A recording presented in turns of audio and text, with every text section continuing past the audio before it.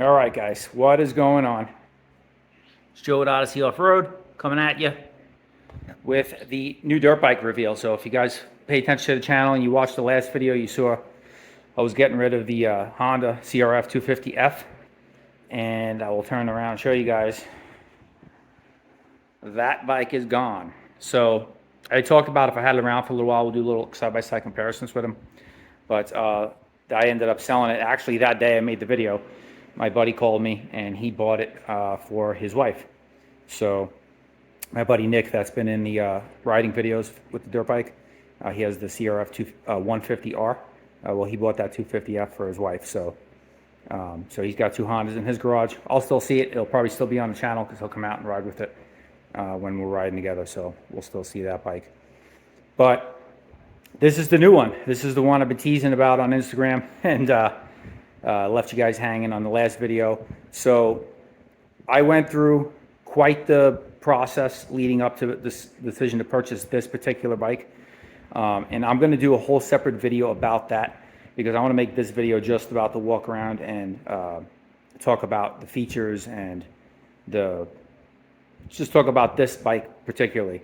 And then we'll have a separate video probably come out after this one about my decision-making process and why I chose this 2024 Beta Xtrainer 300 two-stroke over several other bikes that I was looking at. I actually even had deposit on two other bikes and ended up getting this one. So we'll talk about that decision-making process in another video, but for now, let's do a full walk around on this thing. We'll kind of go over about it. It is, as you can see from the video description, a 2024 Beta Xtrainer. It's a 300 two-stroke, and this is made in Italy. This is Beta is an Italian brand, an Italian company, and they're made in Italy. A lot of good dirt bikes are made in Europe. I mean, all the KTM, Husky, Gas, they're all owned by KTM, but that's an Austrian brand. And then you have Beta here out of Italy, and there's a couple other smaller companies too that come out of Europe. And these European bikes, man, I tell you, they are definitely different than the Japanese bikes are. And this bike particularly is very unique in the sense that it comes with a lot of times, so depending on where you live, you know, like here, I'm in Arizona. So in Arizona, you could pretty much get anything and then make it street legal by adding lights, a horn, and a mirror. And you can register anything street legal here. But there are certain states that you can't do that unless the paperwork from the manufacturer says it's okay for on-road use. So this bike comes, it's like origin, certificate of origin, like the paperwork comes with from Beta it's street legal or off-road, either or. It's almost like a dual sport in a sense, but it leans more towards the off-road. And as we walk around the bike, I'll point out the things I'll show you. So at first glance, you'll see it has a tail light and a tailpiece similar to the Austrian bikes, the KTM, with the brake light and all that stuff. But what you don't see is this is actually not just a tail light like on those bikes. This is actually a brake light too. So when you hit the brakes, you'll get a brake light. And then underneath there, you'll see there's a little white light, and that's for your license. That's a license plate lamp. So when you put your plate here, which is where my plate will go, as the dealer registered this already for me, you know, fully street legal. So in a couple of weeks, I'll get my plates and paperwork from Arizona Department of Motor Vehicle, and then I'll have a plate back here. That little license plate lamp will work if I'm riding at night, which I'm not going to really ride at night, particularly on the street. But I might be out on the trails and come home, and so as it's getting dark. But and then up front, obviously, you see you have a headlight, and it has a high and low beam. So when you start this bike, the low beams, the lights are automatically on. You can't turn them off, but you can switch them from high beam to low beam. And then there's some handlebar controls. So obviously there's your low beams. Then you have high beams. Now, if you're in low beam, you just want to flash your high beams. There's even a little button here. You can push it and just flash your high beams.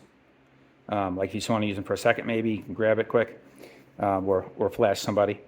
So it's got a horn, and the horn is mounted behind the headlight number plate. It's right down there. And then you have a turn signal switch. It doesn't come with the turn signals installed, but you can just buy the turn signals from Beta, the kit, and you'll see the brackets for the front. They're right here, and they're very small. They only stick out like yay big if you get them. So they're really not like these gigantic things that hang out and look ridiculous. So it's an option. I don't think I'll need them, and I probably won't do it because you don't need the turn signals to be street legal here in Arizona, and I don't plan on really doing any road riding other than what you guys have seen me do already on the Honda, which I go down the street and hit the trails. But with this, I won't ever have to worry about if there is a sheriff hanging out over there and, you know, wants to be, usually they're not that particular, but if they want to check, this will be a fully street legal bike and there'll be no issues. So, and then what else can I say about the street legal part? I think we pretty much covered the street legal stuff. It's got the gauge cluster. You can kind of wake it up while it's off, and you'll see you got miles per hour. The clock, which I have to set. I have to figure that out. I have no idea how to set the clock. And then you have an odometer. If you hit this button, you'll go to hours, trip meter, all that stuff. So it's got all that stuff on there. On the other side of the bars, you have your start button, stop, shut it off. To stay on the handlebars, I guess, while we're here, the controls. So these use a hydraulic clutch, and it's a Brembo hydraulic clutch from what I understand. I will tell you, this clutch feel is, I mean, it is unbelievably soft. Like, if you had a tiny clutch lever, you could one finger this clutch lever. Super easy. It is ridiculously soft pull. It's the softest clutch I've ever had on any ATV, anything I've ever owned. It's only my second dirt bike, so that's why I mentioned ATVs. And then the brakes are Nissan, which are very common in the Japanese quads. So I'm used to those. They are very grabby, very good. They're very good brakes. And this being a two-stroke, there's zero engine braking. So it's definitely something for me I'm going to have to get used to, the lack of engine braking. You just you let throttle on a two-stroke. It just keeps going. It keeps rolling, coasting. There's no engine. There's no assist from the engine that helps kind of slow it down. On that 250F, I mean, it almost slowed down by itself. Hardly even needed to touch the brakes by the time you want it to stop, unless you need it to stop short. But with this, you just let it throttle. You know, being a two-stroke, it'll just keep going. So good brakes are a necessity, and glad they have them. You'll see the radiators up front, and similar to the KTM with the big black cap. I've seen those on the newer KTMs too. This also has a frame lock, a steering stem lock, I guess you would call it. You would see like on a lot of street bikes. So if you turn the bars all the way to the left, it comes with a key, and you can lock it. And it's just for security reasons. So like if you are using it for street, let's say you're at a gas station, you get gas, you can lock that, run in, get yourself a drink or whatever. It's a little bit of an added safety, which is nice. Somebody can't just hop on and ride it away unless they want to ride in a circle. As far as the looks, I mean, I think it's absolutely stellar. Now, I don't know how this is going to come out on video, because I know every picture I've seen of the bike, and even pictures I've taken of the bike and then uploaded to social media, it always looks very, very red. And I will tell you, in person, it is not very, very red. It's almost, it is red. I wouldn't classify it as orange, but it's more orangey. It's orangish. Let's just call it orangish, not really red. And you can kind of see the distinction here too. Like, you'll see the graphics, the decals, and then here's just the plain plastics, and you'll see it's a little more orange than the red decals are. So that'll kind of gives you an idea. Obviously the frame's red too. The graphics are really nice. Breaks it up a little bit with the white and the black. I like that. But it is a little bit more orange than it is red. Not orange like the Raptor's frame orange. That's orange. But it's not red like my son's Honda or my last Honda. It's not that blood red. It's just leans a little more orange than it does red, which is nice. It's a very unique look. It's almost like a highlighter red, or it's kind of a hard color to describe. You have to really see one in person, and I promise you, if you see one in person, it's going to look nothing like you see in the photos. It just doesn't translate the color properly as it does in person. So as far as looks go, I think we're beyond that. You can see, guys, it's kind of a judgment thing. You like the look of something or you don't. I personally think it's a beautiful bike, and it's one of the reasons I was looking at the Beta to begin with. It's obviously the first thing that attracts you to anything is the looks. And then once you get beyond the looks, then you start delving into, performance and features and all that stuff. You might notice at first glance the tire in the back is gigantic. It comes with some oddball sized tires on the Xtrainer. So the front, and most bikes run like a 90-100 or whatever. This is a 90-90-21 front tire, and I'm not sure if that's an oddball size or not, but I know the rear tire is. The rear tire is a 140. So it's a 140. Where is it? It's a 140/80/18, which is it's a pretty oddball size. And even the guy at the dealer said pretty much once I go through this tire when I change it, just to go with the traditional 110-100 on here. But it's a very, very wide tire. I mean, look at my hand on there, and it's big. So these are, from what I understand, DOT and some other rating on the tires, something for Europe. But supposedly the tires aren't too bad. But with the DOT ones, these aren't really hard like some DOT tires are. They're pretty soft, but the blocks aren't going to be as tall and deep as they are on just a pure off-road one. So we'll use these for a little bit, and then once we change out the tires, we'll go with the 110-100 in the rear. That's what the dealer recommended. And while we're on topic of the dealer, quick, just real shout out to him. So I bought this at Dirt Riders West in Phoenix, Arizona. Now, there's 2 Beta dealerships in our state of Arizona. They're both in the Phoenix area. This one guy, his name is Mike. He's the owner and operator of Dirt Riders West. He sold me the bike. He built the bike out of the crate. He assembled it. He prepped it. He did everything. He did the walk around with me. He's like a one-man show, and he's an older guy. Not an old guy, but older, probably in his late 50s, maybe I would say. He's an awesome dude. He knows his stuff in and out. I put a deposit on this bike 2 weeks ago, and in between that 2 weeks till now, I would have had it last week, but Beta Beta USA is actually located. Their headquarters is in California, and they were moving their headquarters to a bigger place. They're really growing a lot and they're expanding, so they're moving to a bigger facility last week. So I placed the order for this bike. I think it was the Friday or that Monday, the Monday. I think it was the Friday before last Monday. So 2 Friday. Yes, today's Saturday. So yesterday was Friday day I picked it up. So 2 weeks ago from yesterday is when I put the deposit on it. That Monday they started their move. So they accepted the order, but they didn't process it and ship it until this Tuesday. So they shipped it out Tuesday. My dealer got it Thursday, and he said, hey, it'll be ready for you by noon on Friday. So I'm off on Friday, so I drove up to, that's where I pretty much spent my day yesterday. 2-hour, 20-minute drive up there and then back to pick this up. Got it home. I haven't taken it on the trails yet because I wanted to save that first reaction ride and how I feel and my initial thoughts about it for you guys. I'll record that ride. But I did just take it up and down the road just to kind of get a heat cycle in it. And just in that short time, I can tell you, man, it feels amazing. I can't wait to get it out on the trail. So I'm going to take it. The first place I'm going to take it is the same place I took. I recorded the 2 videos with the Honda riding around. This way I can do a direct comparison on how it handles the exact same area that I was riding the Honda in a lot and riding that bike, just to see the difference. So that'll be cool to do. That video will be coming out here in the next week or two.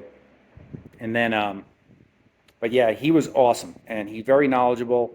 I had a couple questions in between 2 weeks, and I texted him and he would answer me, with whatever my concern was and answer my question. And he was just a really knowledgeable dude. And I'll get into more again why I chose this bike and had some of it had to do with him. When in that video we discuss on my decision process. But more about this bike, you'll see it comes with frame guards, which is nice. Eventually I'll probably switch those out to the Acerbis ones. They got like the rubber on it and that are a little more grippy. But it does come with them from the factory, which is nice. You don't have to worry about the boot marks and rubbing the paint on the frame because the frame is beautiful on this thing. Nice, beautiful painted frame. Which is very visible. It's a very distinct characteristic of the frame. I mean, of the look of the bike, I'm sorry, with the open plastic design. Really racy looking. Like a friend of mine, Pete said, it looks fast just standing still. So, and it's very true, it does. The reason why it's called an Xtrainer, so Beta, if you know anything about Beta, and it says Beta everywhere, made in Italy, it'll say it in a lot of places. The Beta lineup, Beta's pretty much an enduro motorcycle manufacturer. They also make trials bikes. So if you guys have seen those trials bikes where the seat comes down really low, it looks like really funky looking. It's just for trials riding. Then they have a full enduro line for competition enduro line, which is the RR lineup. Now the RR lineup is a little bit taller of a bike than the Xtrainer. So that bike sits about 36.4 or 36.6 inch seat height, which is still shorter than a lot of the other bikes on the market by a couple inches. This bike here is a 35.5 inch seat height. So it's a little bit lower. The suspension is tuned completely different than the RR models. And the price of this is very low in relation to other bikes on the market. It's kind of got its own niche. It's not quite a full-blown race competition bike, and it's not quite a beginner's bike. It's kind of somewhere in between. And the way they achieve that price point, keeping it low and affordable, and making it very user-friendly for people who are not very experienced riders, someone like myself, and the reason why I feel confident buying this, is if you were to buy their 300 RR, which is over a $10,000 bike, this bike here is $8,400 MSRP. I will tell you, I paid significantly less than that because it's a leftover 24 Beta discounted at 24, so 25s are going to start hitting the country soon. I got one of the last ones left. He told me when I picked it up yesterday that I was lucky I put the order in when I did, because if I would order one today, I wouldn't be able to get one. They're out. They're out of the 24s at the warehouse. If your dealer's got one still sitting on the showroom floor, you might be able to get one. But if you're not going to be able to order a 24 from the warehouse in California anymore. So they keep the cost down a couple ways. So one, you have kind of like an in-house shock. It's not nothing fancy. It's got compression and rebound adjustment, but the shock is not high-end spec. The forks are a little bit unique in the fact that they're not 48 millimeter forks, they're 43 millimeter forks. So, and they're set up in a way so you have your compression and your spring is in the right fork, and then the left fork has a cartridge that controls the rebound and all that stuff. So they don't have springs in each fork. It's set up almost like a trials bike suspension, but good for trail riding. So they keep the cost down that way with the suspension in a way. And now if you wanted to, which I'll get into, upgrade, you can right from Beta, your suspension. You can actually build your own Beta, which is actually the name of their program. It's called Build Your Own Beta. You go to their website, you select the bike you want. You can select what you want on it, whether you want suspension upgraded, exhaust, whatever it is, and they'll build it for you that way, ship it to the dealer. Really, really cool program, and really, really cool company, which is one of the reasons that led me to buying from them, which we'll get into the other video. But Yeah, so they keep the cost down that way, and then you have this has got 10.6 inches of suspension travel front and rear, which is more than enough for trail riding. As comparison, the Honda I had was like barely 9 in the front, and it was like 8 point something, and then the rear had like 9.8 or 9.6. So it's got more suspension travel than that, but it's got an inch suspension travel, not even an inch. I think the RR models, the race models, they have 11.4 inches of suspension travel. So this is 10.6, so it's like 0.8 inches. And so that's how they kind of keep the cost down a little bit. And then also what they do with the motor, as far as making it user-friendly for people that aren't very experienced riders, is you'll notice the pipe on this bike for a two-stroke is very unique. It's kind of stays slender where it comes out of the head, and then all the way till it comes up does it not start the expansion chamber getting big, and it's not gigantic either, like some pipes are. And what that does is that keeps the power curve on this thing very manageable, where you don't get that huge two-stroke hit like where you're going and then that power band kicks in and it's just from 0 to 60. It's very linear like a four-stroke, so it rides almost more like a Kawasaki 250X would, very torquey on the bottom and linear pull, or like a Yamaha YZ 250F, where it's not huge power band, it's just a very linear torque from the bottom, but it's also got the benefit of the two-stroke where, I mean, it just lugs and crawls without stalling. So you have, it's really it's kind of a double-edged sword the way they tune it. It's got characteristics of a four-stroke, which a lot of people like, the linearness and easy to ride, but it eliminates that whole flame out issue at low RPM. You can ride this up high, a gear high, and go up a hill, and it's just going to lug up it. It's not going to flame out on you. So that's nice, and that's again one of the reasons I picked it for myself. And what you can do, it's got the power valve, the exhaust power valve is adjustable right here, so you can put it in, turn it in to have that power band not come on till a little bit more higher RPM later, or you can turn it out, and that brings the power more on the bottom end. So it's very fine-tunable in that aspect, which is another nice feature. Another great feature about this Xtrainer is it comes with a radiator fan already, and that radiator fan is connected to the systems. Once it gets to a certain temperature, it'll kick on. So you don't need to add one. A lot of the bikes you do need to add one. They don't come with fans. Even the four-stroke models. Now, two-strokes tend to run a little cooler, and a lot of people don't add fans. But if you're doing a lot of really, really slow technical stuff, people do end up adding fans. And this already comes with that. So that's a nice feature right out of the box as well.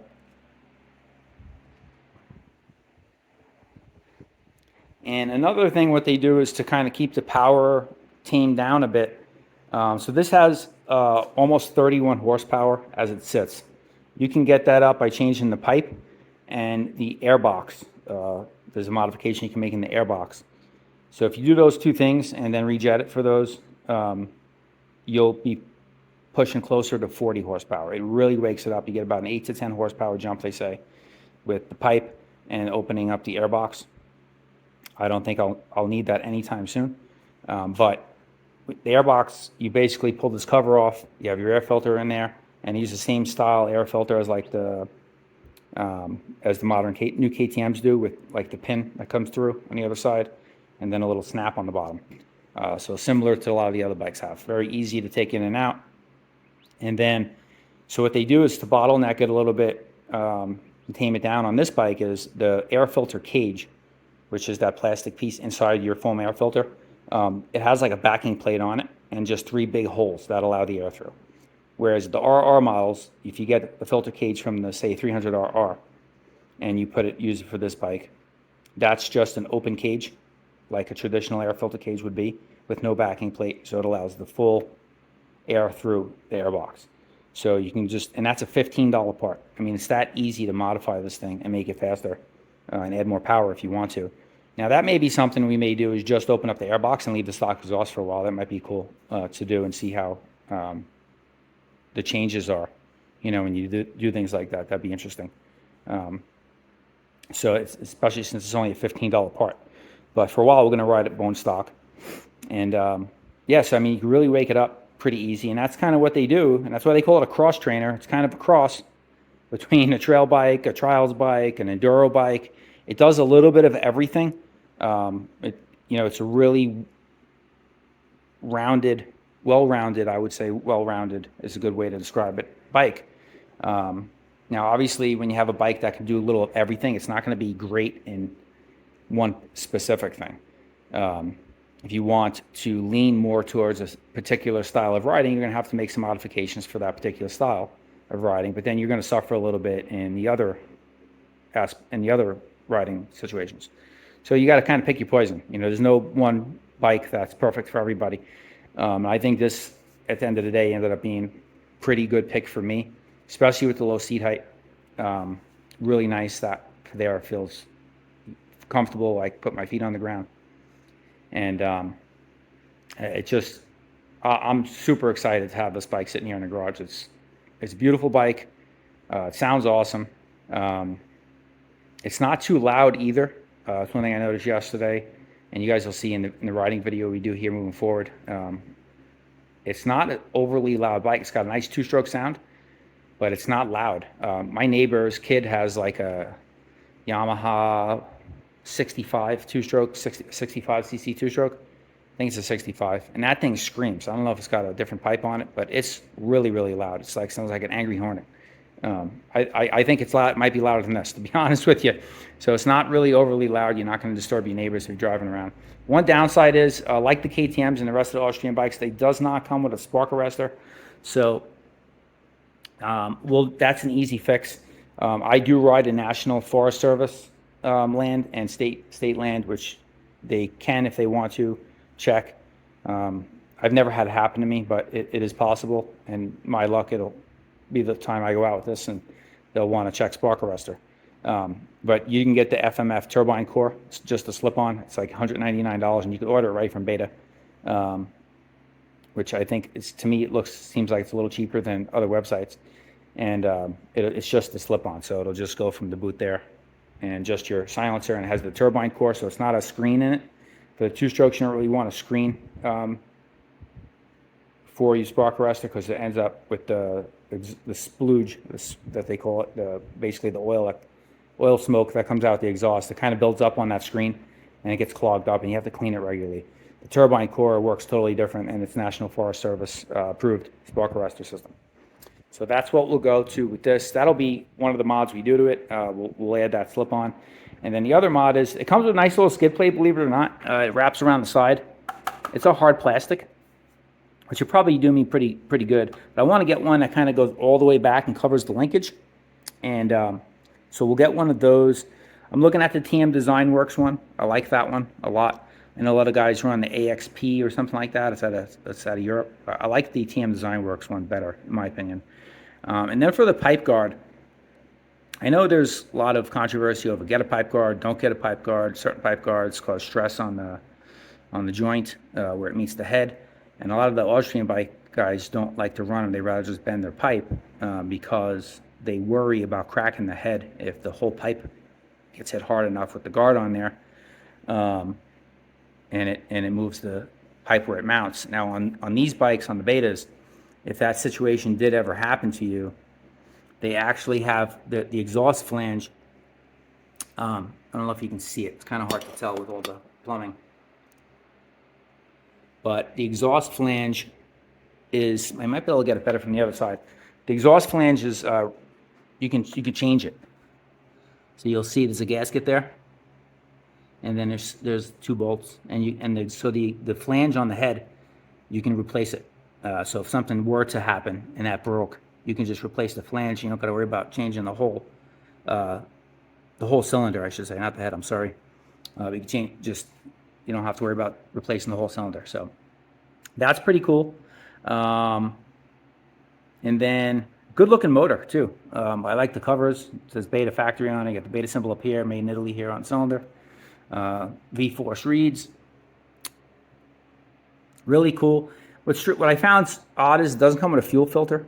I'm going to add an inline fuel filter just for peace of mind. You get one little grain of dirt or something falls in the gas tank or from your gas can, and that goes through into the float bowl, and you got a clogged idle jet or something. So I'll put an inline fuel filter. I believe somebody told me it's 8mm or 5/16 size fuel filter you need. So I'm going to pick one of those up here this week and cut it, stick that in line there, and that'll just kind of precautionary. So we'll do that. In other terms, so of upgrades, so we'll talk about the skid plate, a pipe guard. Looking at two different pipe guards. I like the Armadillo, the Polysport Armadillo one. It's kind of like you bend it to the pipe, and it can take the shape of the pipe no matter what pipe you got. So it's kind of like universal. It's like 40 something, $50, and but I don't know if they're any good. Some people that I've seen have them say they like them, they work good, and they tend to give a little bit. So if you do get a really, really bad hit, you don't kind of got to worry about what we talked about with like moving the whole pipe, because it kind of gives a little bit with the pipe, but it'll stop from those little small dings on like, layovers and stuff like that. Instead of just denting and scraping the pipe every single time it touches the ground, it protects it from a lot of the light to medium stuff. So that might be good to get. And then there's the Beta actually sells the carbon fiber guard that wraps around the pipe and clamps on. So that's another one I'm looking at. There's some guys that run, I think they call it a P-Tech skid plate. It's basically a full aluminum skid plate, and then the skid plate comes out and comes up and boxes in the exhaust pipe. I know a lot of people like it, and I'm sure it works great. I have a problem with it personally. Aesthetically, I don't think it looks good. I think it looks like a big chunk of metal hanging on the bottom. I think it looks too much. And the other thing is, I've heard that like it seems like it's a bulldozer for like catching dirt and like stuff going down in there and in between the pipe and in between. It's just like a shovel coming up in the front and rattling against the pipe. To me, would seem to be an issue with that shield, and it's like $200 something. It's probably a little bit more than you would spend if you bought the two individual pieces, depending on what way you go. But I'm not going to probably not go that route. I'm not really crazy about that one. So if you guys have any other suggestions and things I mentioned, leave them in the comments below, because I'm kind of still actively researching what I want to do in terms of that. And then for the handlebars, we'll do some hand guards. Beta website, you can get the Circa Pro Bend wraparound, and they say Beta on the handguards in like red and white. Also, there's the Acerbis ones, which are nice. Not sure which ones I'm going to go with yet on that either. I might end up going with the Acerbis ones because I can get them locally here for like $99, similar to the ones I had on the Honda. And my buddy's got a set of different ones, the Pro X ones, I think, on his Honda. And I can get them locally at Cycle Gear. They have them in stock, the red with the white writing. The red's not going to match, though, this red. It's going to be much darker, like a blood red, compared to this. A little bit of a clash. I was thinking about going maybe with white hand guards with black writing, and that would go with the graphics. And this way I don't have to worry about the color clash. I know it sounds ridiculous, and some of you people will probably like, why am I worried about how it looks? It's just function. But if you're going to put something on there, you might as well choose the best option that looks good as well. So I might go with white or black, even with the white writing, or white with the black writing. Not sure yet. I might go that route rather than have to worry about the reds clashing and orange and stuff like that. So in terms of mods, I think that's pretty much all that's on my list for right now, in that order. Protection, kind of like I talked about with the Raptor, we're going to do some protection stuff first, and then we'll do the turbine core slip-on and run it for a while. After that, at some point, if I want to really up the game on this, and I'm really riding the snot out of this bike, and my capability as a rider really increases to the point my speeds are picking up and all that stuff. And the next thing would be to look at, obviously, upgrading the suspension. Now, there's several options there. My dealer has a guy, suspension guy local in Phoenix, that can work with the stock suspension internally and make it a lot better. Or there's full 48mm fork conversions that you can order directly from Beta, and better rear shock directly from Beta. Just You get it, comes in a kit to your house, a box. It just bolts right in. Comes with, so if you order their 48 millimeter fork kit, you can order 2 styles. They have an open cartridge forks and closed cartridge forks. I'd probably, if I was going to spend the money, might as well spend a couple extra $100 and get the closed cartridge. So if I did go that route, that's what I would do. And then it comes with new triple trees, upper and lowers, and a steering stem. So you don't need nothing. You just unbolt this stuff, you bolt the new triple trees on and new steering stem, and you slide the new forks in, put your wheel back on, and it's literally out of the box. Super easy. Same thing with the rear shock.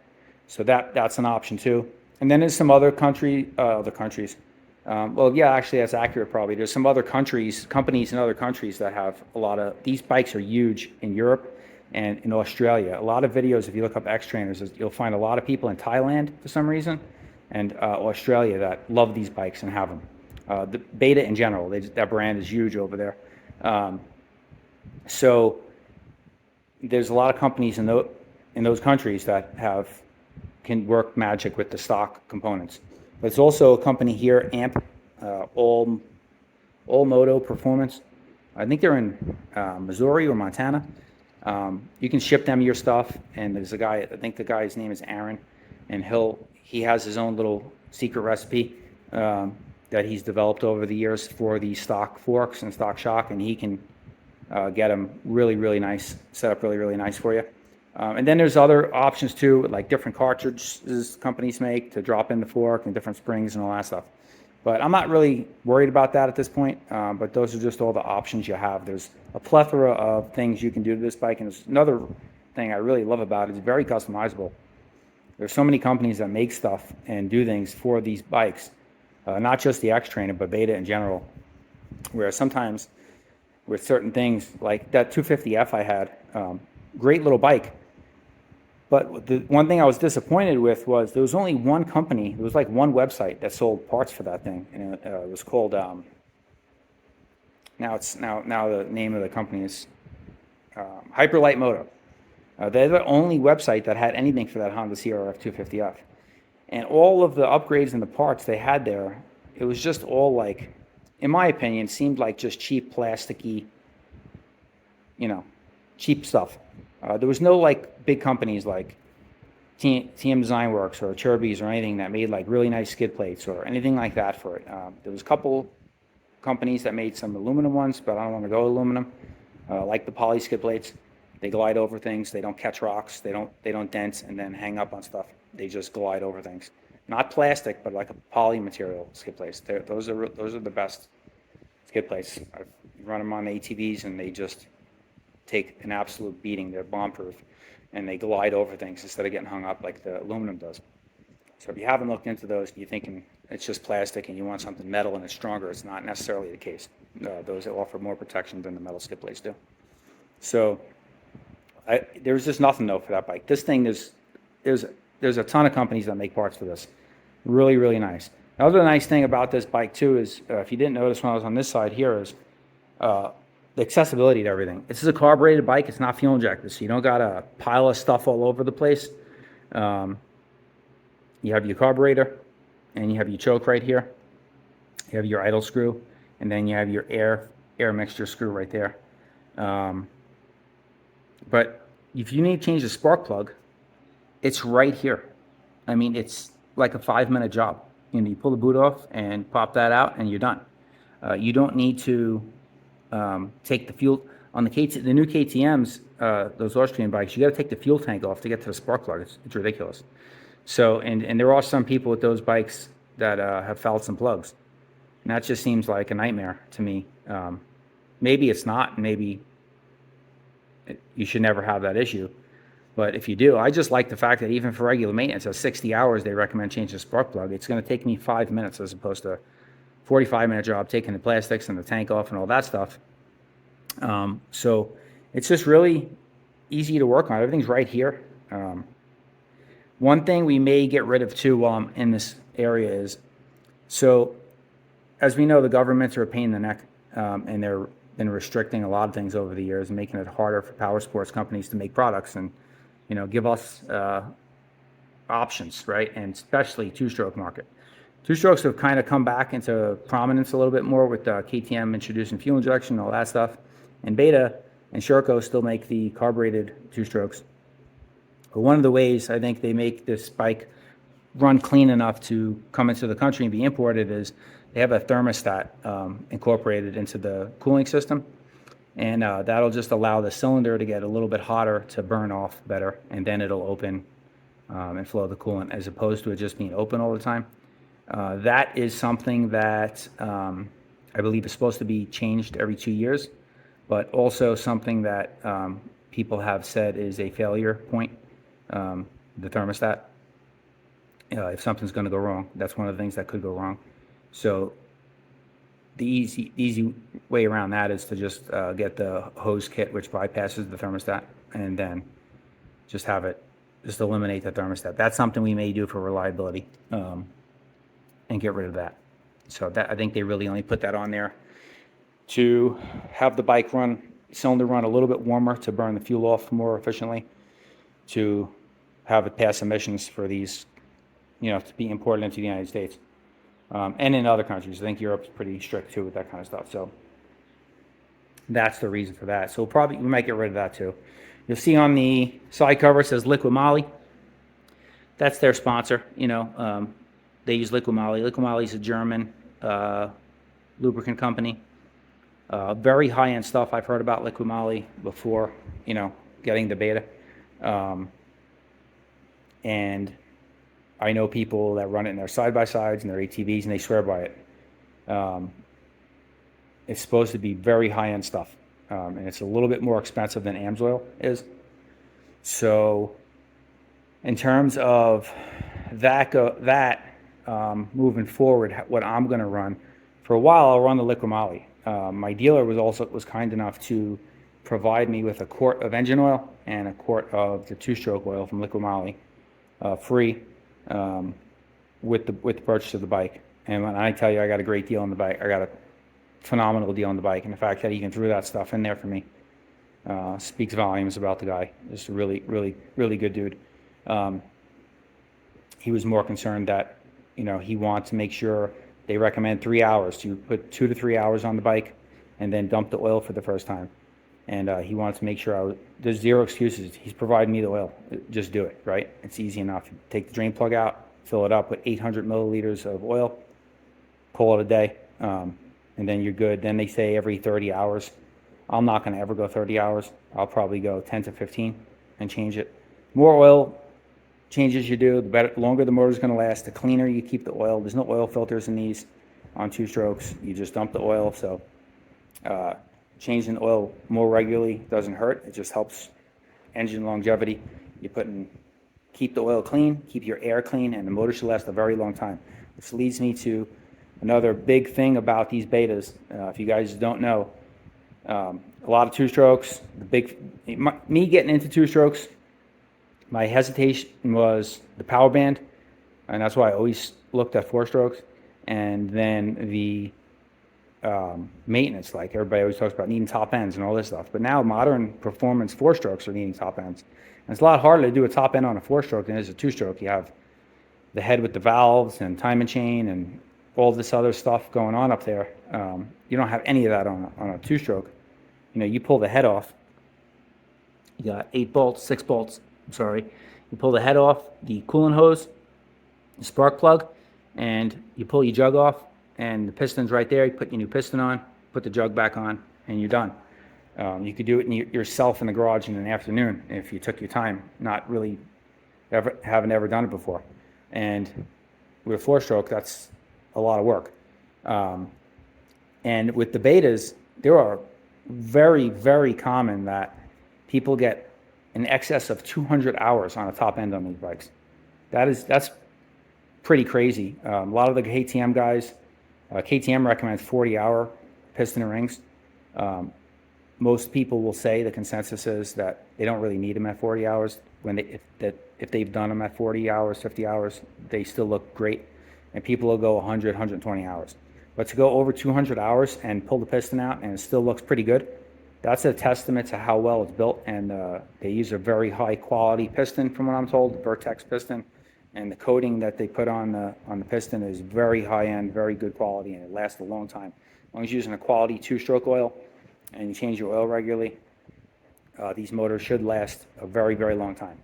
The other thing with the Beta, when we're talking about reliability of the motor, like anything, you could have an issue.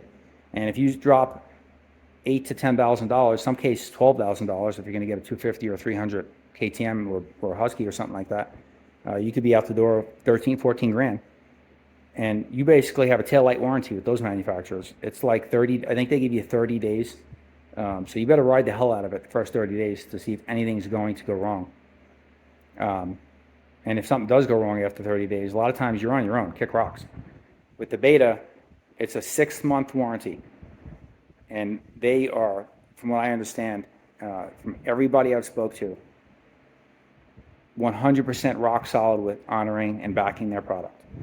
There are multiple reports of several years back, the 300 motors had, I guess, a bad batch of crank bearings. So they had some issues in certain years where the crank bearings would fail at like 90 to 100 hours. Well, there was a couple stories I read and YouTube videos I seen where people had the bike for 2 years and their crank bearing went. They brought it to their dealer. The dealer called and told them, hey, Beta's giving you a whole new engine. Warranted it 2 years later with 100 hours on it and gave them a whole new motor. That is unheard of. I mean, I don't think KTM or Husqvarna is going to do something like that for you at the end of the day. You're going to be on your own. And most manufacturers don't after warranty, and they're not obligated to. But this company really stands behind their products, and that was big for me in my decision-making process. I think it says volumes about the company and how confident they are in their product, that they'll stand behind it that way. Also, in terms of the other fear you have anytime you buy something that's not North American made, which in dirt bike world, there's nothing North American made. Everything is, I mean, Yamaha, technically, some of their bikes are made here, I think. I know they're older ATVs are, but a lot of the stuff's made in Japan. So getting parts, Japanese companies, same thing with Honda. There's no North American company that make dirt bikes per se. So getting parts for anything is going to be an overseas thing if they're not in stock in the United States. 9 times out of 10, if you need parts for most of the bikes on the market, you're going to be able to get them, unless it's some no-name company or like those Chinese companies like KO and some of the other ones out there.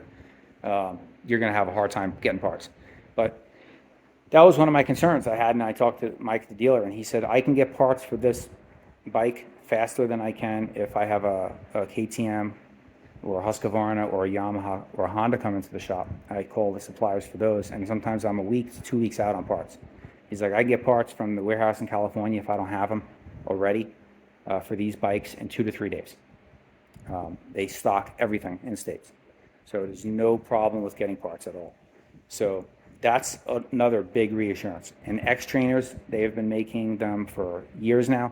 They completely redesigned them, I believe, in 2022. And then in 2023, they changed the plastic design. The plastics are different and the airbox. So there's a couple small tweaks they made in 23, but in 22, it was a complete redesigned frame up. But they've been making them for a long time. There's an abundance of parts out there. It's easy to get stuff. That wasn't a worry for me. So I think we've rambled long enough about the bike, walk around the bike enough, and talked about what we're going to do with it. I think the next step is going to be, let's take this thing out on the trails and see what our first reaction is with this thing in dirt and how it performs, and what my initial thoughts are and reactions, and we'll record that video for you guys so you guys can get my reaction to and first impressions of the bike in dirt. To this point, I've only had it on pavement. I rode it 3 miles around the block a couple times to get a heat cycle in it, and just to see how she ran. And that is it. But next video, I don't know about the next video, but within the next couple of videos, that will be one of them, the ride reaction and taking the bike out on the trails for the first time. So appreciate you guys checking out the video. I know this is a long one, but I like to do very detailed, thorough walk-arounds and initial, it's not really a review, but initial unveils on these videos, just to kind of give you guys as much detail as possible if you're considering buying the same thing, and my reasonings why I purchased something. That helps a lot of other people. I know it does for me. I like videos like that when I'm researching something and hear what other people's thought process was. Sometimes you can relate to somebody else's thought process and why they chose something, and maybe that helps you make a decision. So hopefully this video was helpful for a couple of you. If it wasn't helpful, you need to come here for help. Hope you enjoyed the video and enjoy the bike. And I hope you stick around to the channel, and there's going to be plenty more content on it, obviously. So I have this here now as my primary, and the Raptor 700. So those are my units. The rest of the families, the kids and the wife. But I have the Raptor and the bike, and that's what we'll be riding here all riding season coming up. It's summertime here. It's 105 today. Really, really hot. But we'll be riding this bike a lot in the coming weeks, months, fall, winter, spring. I'm gonna get a lot of hours put on it and really see what the bike can do and how I can do. So smash the thumbs up button on your way out. Subscribe to the channel. Stick around for more content on the bike and other things, and off-road related, of course. And this is Joe with Odyssey Off-Road. We'll catch you guys on the next one. Get out there on the trail yourselves and ride safe.